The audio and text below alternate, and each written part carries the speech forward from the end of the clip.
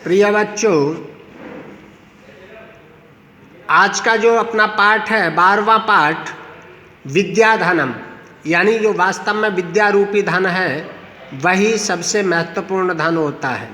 इस श्लोकों के माध्यम से आप लोगों को विद्या की क्या विद्या की प्रसन्नता, विद्या के विषय में क्या क्या हम लोग कर सकते हैं या विद्या रूपी धन का क्या महत्व होता है, इन श्लोकों के माध्यम से आप लोग ध्यानपूर्वक सुनेंगे।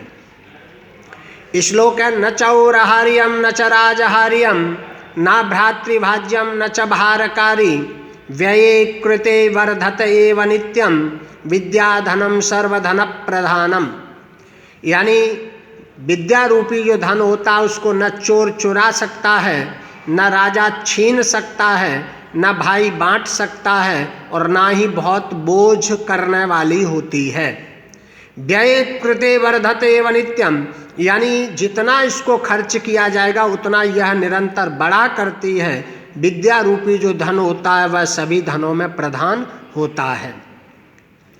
यानी ज्ञान जो होता है इसको न कोई छीन सकता है न चुरा सकता है। आपकी संपत्ति को तो बांटा जा सकता है लेकिन ज्ञान को कभी आज तक किसी ने बांट नहीं पाया। इसको जितना खर्च करोगे उतना बढ़ती है और जितना इकट्ठा करने की कोशिश करोगे उतना समाप्त होती है। आगे के श्लोक में कह रहे हैं विद्या नाम नरस्य रूपमधिकम प्रच्छन्न गुप्तम धनम विद्या भोग करी यशः सुख करी विद्या गुरुणाम गुरु विद्या बंधुजनो विदेश गमने विद्या परा देवता विद्या राजसु पूज्यते नहि धनम विद्या विहीनाः पशुः।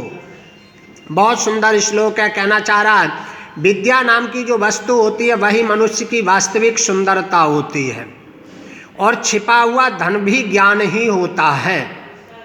यानी विद्या एक ऐसा धन है जिसको आप लेके अपने साथ में जाएंगे तो दुनिया में सारी सुख सुविधाएं जुटा सकते हैं। किसको? धन को। कौन से धन को? विद्या रूपी धन को। यानी ये दिखाई नहीं देता लेकिन यही आपकी सुख सुविधाओं का सबसे बड़ा कारण बनता है। फिर का विद्या भोग करी, विद्या उपभोग कराने वाली है। यशा, यश प्राप्त कराती है। सुख करी, सुख दिलाती है। विद्या गुरुणाम गुरु, विद्या गुरुओं का भी गुरु होती है। विद्या बंधु जनो विदेश गमने, यानी अपरिचित स्थान पर जाते समय जब आप दूर जाएंगे कहीं तो वहाँ पर आपका भाई जैसा सहयोग ज्ञान करता है। विद्या परा देवता, विद्या सर्वश्रेष्ठ देवता होती है। विद्या राजसु पूज्यते, विद्या राजाओं के बीच में भी पूजी जाती है। ना ही धनम, ना कि धन। निश्चित रूप से ज्ञान की ही सर्व जगह पूजा होती है, ना कि धन की। विद्या विहीनः पशु, विद्या से हीन जो व्यक्ति होते हैं वो जानवरों के समान हुआ करते हैं। अगले श्लोक में कह रहे हैं केयूराः न विभूषयन्ति पुरुषम हारा न चंद्रोज्ज्वला न स्नानम न विलेपनम न कुसुमम नालंकृता मूर्धजाः वाण्येका समलंकरोति पुरुषम या संस्कृता धार्यते क्षीयन्ते खिल भूषणानि सततम वाग्भूषणम भूषणम। यानी केयूराः न विभूषयन्ति पुरुषम, यानी मनुष्य की शोभा को बढ़ाने में हाथों में बहुत सुंदर सुंदर बाजूबंद यानी कंगन आदि पहन लेने से या गले में बहुत सुंदर हार आदि पहन लेने से मनुष्य की शोभा नहीं बढ़ती है। न स्नानम, न स्नान करने से, न बहुत ज़्यादा आलेपन करने से, यानी तरह तरह के जो हम चेहरे पर या ये सब लगाते हैं इनके द्वारा कोई मनुष्य की शोभा नहीं बढ़ती। फिर का न कुसुमम, न फूलों से बढ़ती है। नालंकृता मूर्धजा, यानी ये जो तरह तरह के अलंकृत करने वाले, मनुष्य को सुशोभित करने वाले जितने भी आइटम हैं इनसे मनुष्य की कोई शोभा नहीं है। वास्तव में शोभा को बढ़ाने में क्या है? वाणी एका समलंकर होती, यानी एक वाणी मनुष्य की शोभा को बढ़ाती है जो संस्कृताधार्यते, जो संस्कारों से सीखी जा सकती है। यानी वाणी ही मनुष्य की सुंदरता को बढ़ाने में सबसे बड़ी भूमिका अदा करती है। क्षीयन्ते खिल भूषणानि सततम, यानी जितने ये आभूषण हुआ करते हैं ना, कंगन, या जो भी आप गले वगैरह में पहनते हैं, घड़ी, अंगूठी वगैरह, ये सब निश्चित रूप से क्षीयन्ते, समाप्त होने वाली हैं, परंतु वाणी रूपी जो आभूषण है ये लंबे समय तक रहने वाला है। यानी आपकी चारों तरफ प्रशंसा आपकी वाणी और संयम के ऊपर हुआ करेगी।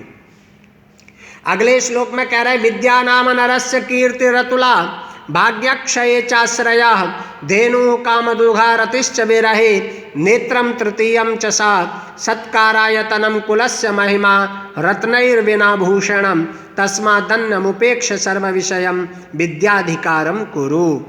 यानी इस श्लोक में भी कहा विद्या नाम की जो अतुलनीय, विद्या नाम की जो वस्तु है, जो वास्तव में मनुष्य की एक अतुलनीय कीर्ति है।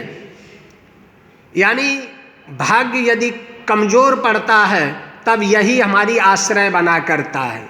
यानी जो ज्ञान है, विद्या जो है, वही हमारा ज्ञान हमेशा आश्रय बनता, सहारा बनता है। धेनु कामदुधारतिश्च विरहे, यानी ये मुसीबत के समय में कामधेनु गाय की तरह हमारे साथ सहयोग करती है और तृतीय नेत्र बन करके ये हमारी मदद करती है। जैसे भगवान शिव का तीसरा नेत्र, यानी अपना हमारा जो तृतीय नेत्र का मतलब है, यानी जो अंतर ज्ञान है, ये हमारा तभी काम करेगा जब हमारे पास ज्ञान होगा। यानी हमारी दो आंखें तो देखने का काम करती हैं, लेकिन तीसरा जो नेत्र होता है ज्ञान रूपी अंतः चक्षु, ये हमारा ज्ञान तब काम करता है जब हम भारी परेशानी में होते हैं। सत्कारायतनम कुलस्य महिमा रत्नैर्विना भूषणम, यानी परिवार की जो शोभा होती है ये आभूषणों के बगैर, यानी कहने का तात्पर्य है आभूषण इत्यादि के बगैर तो परिवार के सम्मान को बचाया जा सकता है, लेकिन ये जो ज्ञान रूपी संस्कार रूपी माहौल है इसके बगैर परिवार की भी शोभा नहीं हुआ करती है। इसलिए सारी चीज़ों को छोड़ करके अपना हम सबको अधिकार जो करना चाहिए वो ज्ञान पर करना चाहिए। अर्थात हमें सारी वस्तुओं के ज़्यादा चिंता न करते हुए केवल ज्ञान रूपी वातावरण में हम सबको ढलना चाहिए। क्योंकि चाणक्य नीति में भी कहा है ना, माता शत्रु पिता वैरी ये न बालो न पाठिता, यानी जो माँ और पिता अपनी संतान को बहुत अच्छा ज्ञान उपलब्ध नहीं कराते वो वास्तव में अपनी संतान के लिए सबसे बड़े दुश्मन हुआ करते हैं। तो ये जो ज्ञान है वास्तव में परिवार की शोभा इस ज्ञान से है। तो हम सब मिलकर के इन श्लोकों का अभ्यास करेंगे, सुंदर राइटिंग में इसका अभ्यास उतारेंगे और अपनी तैयारी करेंगे। बहुत बहुत धन्यवाद।